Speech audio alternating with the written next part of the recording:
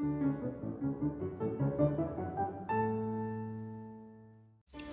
2002, Ireland adopted the euro. The country's fate continued to be knit together along with a network of other European countries through the growth and consolidation of the European Union. This was always presented to the citizenry by local news media organisations as a great benefit and a natural progression which would strengthen Ireland and give its citizens greater wealth and access to the world outside of its borders. At least that was the sales pitch. But from the time Ireland changed over from the punt to the euro, I began to wonder if this was really the best course of action. And remember my young self thinking, why did we change currency when this one is so much weaker than the punt? Which internationally was very strong for the currency of such a tiny country. My young self had a sweet tooth and was hit hard by the fact I could no longer buy penny jellies. One could buy something with 1 penny, but could not buy anything with 1 cent. The punt was supposed to be worth €1.26, but the currency change led to price gouging and unequal conversion rates from many businesses. The Treaty of Lisbon was then announced in 2007. There was an overwhelming support for the treaty from the get-go in the Irish political arena as well as from the Irish mainstream media. Two were severely lacking in variety of opinion and seemed to align on all major issues. But there were a few public figures giving decent coverage who openly opposed the treaty, most prominent among them being Nigel Farage, Declan Ganley and Eddie Hobbs, who made compelling arguments as to why voting in favour of the treaty was not the best course of action for the Irish people. Some of the points against the treaty brought to light which caused concern were the loss of our general sovereignty, the loss of military neutrality under Article 28, and the loosening of our borders under Article 42. The gravity of the implications regarding what this all really meant largely eluded people, but I cared very much for my humble little homeland, imperfect though it was, and did not want to see the autonomy of the Irish people in controlling Irish affairs being diminished or taken away. Knowing the part that Germany had played in the 20th century's 2 world wars, and the fact that, out of every member state, Germany would be the most powerful, I felt somewhat unnerved, thinking of the failings of Kaiser Wilhelm II and the atrocities of Adolf Hitler.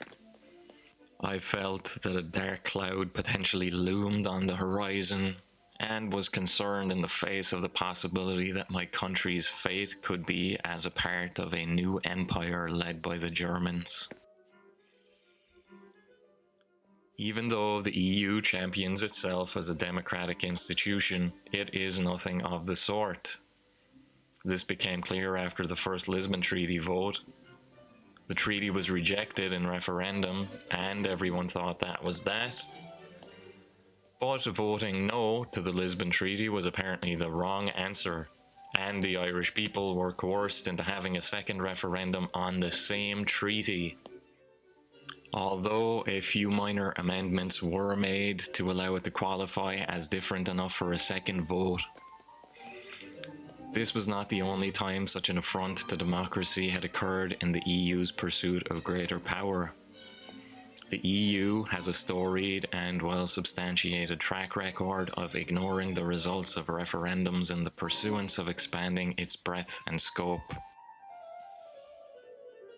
In 1992, the Maastricht Treaty was put to a referendum in Denmark and was rejected, only to be put to a second vote the next year after a few amendments were made, and it was eventually ratified.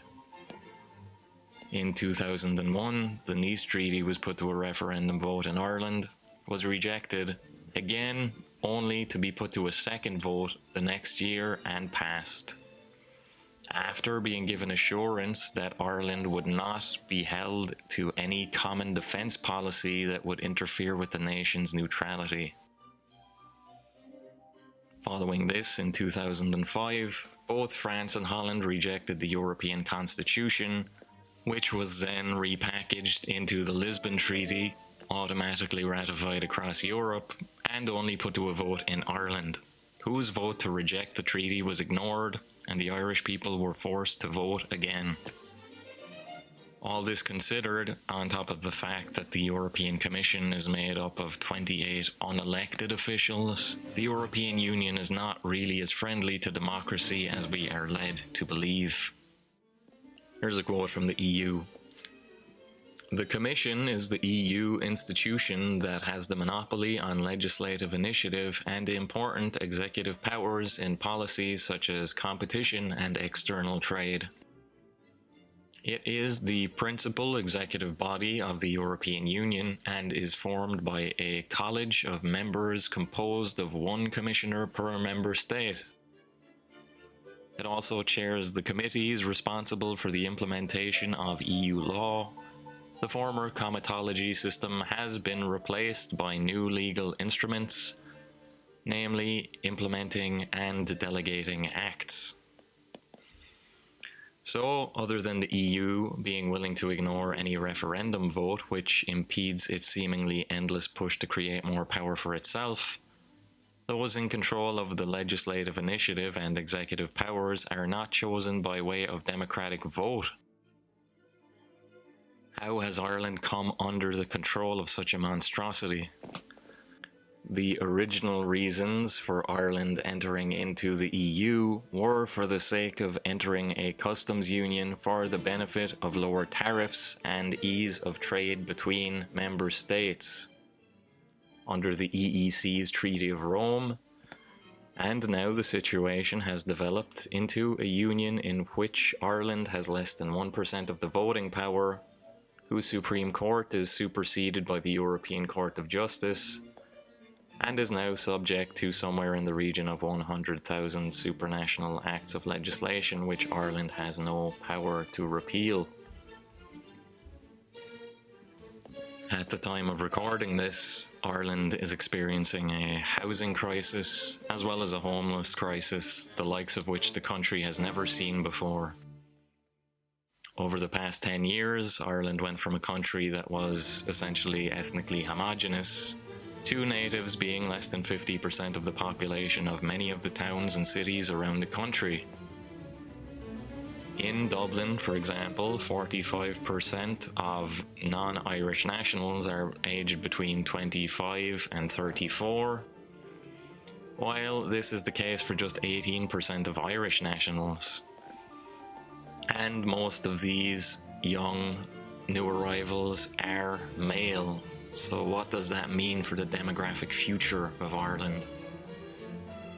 Only 82% of the entire recorded population as of the 2016 census is Irish, and this number is shrinking every year. I say recorded population as the census numbers are not entirely accurate due to people not filling in the forms and the presence of large numbers of illegal migrants. It is no wonder the house prices are rising and that the locals are breeding less and are being outbred on Irish soil by non-natives. The opening of the borders since the Lisbon Treaty was forced upon Ireland and has led to what is looking more and more like a demographic replacement. And what is worse is that a culture has been created such that when one expresses displeasure toward this state of reality coming into being, they are labeled as prejudiced, bigoted, and racist. So most people keep their opinions to themselves, or only express themselves frankly with those whom they can trust, because the potential for such points of view being used against them and harming their ability to earn or gain social status are so high.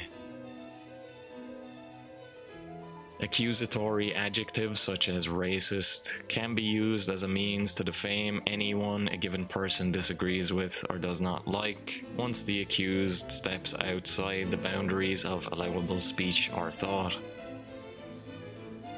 Yes, we have entered the era of thought crime and censorship of ideas publicly allowable.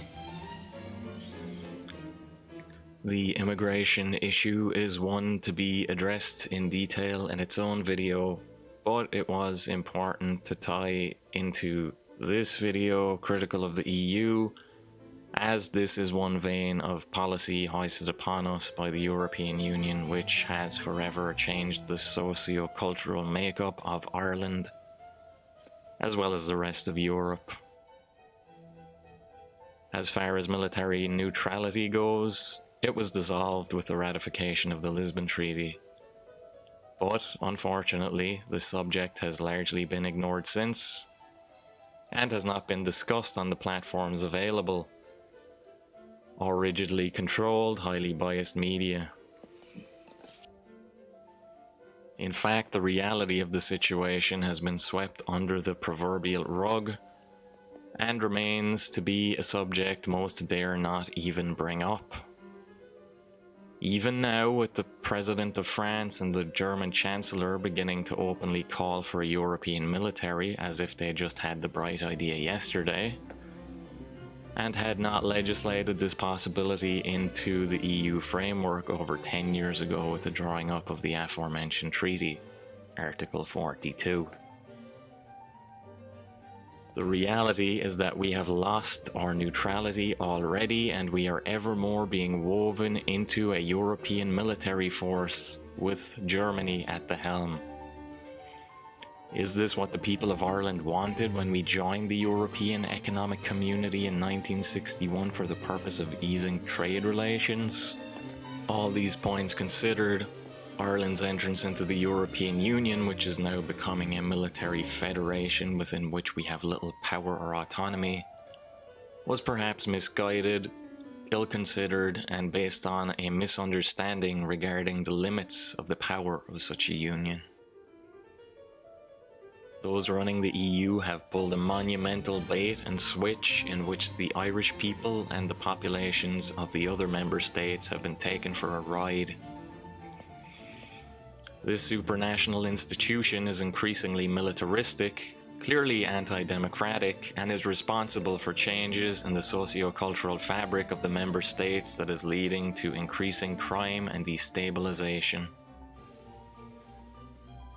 If the people of Europe wish to prevent further change and the increasing militarization and dehomogenization of our respective countries, we need to make it very clear that we oppose what the EU stands for and begin to act in ways which will prevent the further consolidation of power into the hands of the unelected anti-democratic EU Commission.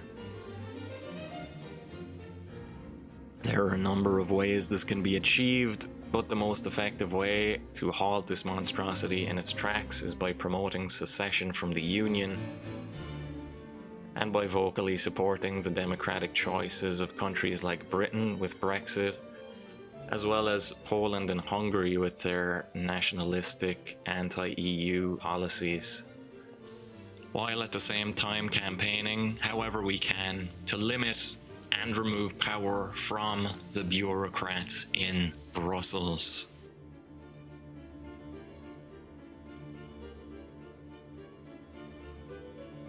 This is CB Ahern with Social Dynamics, thanking you for watching, and just reaching out to say if you liked the production, show some support by liking, subscribing, buying my book, or donating to the cause. Thank you and goodbye.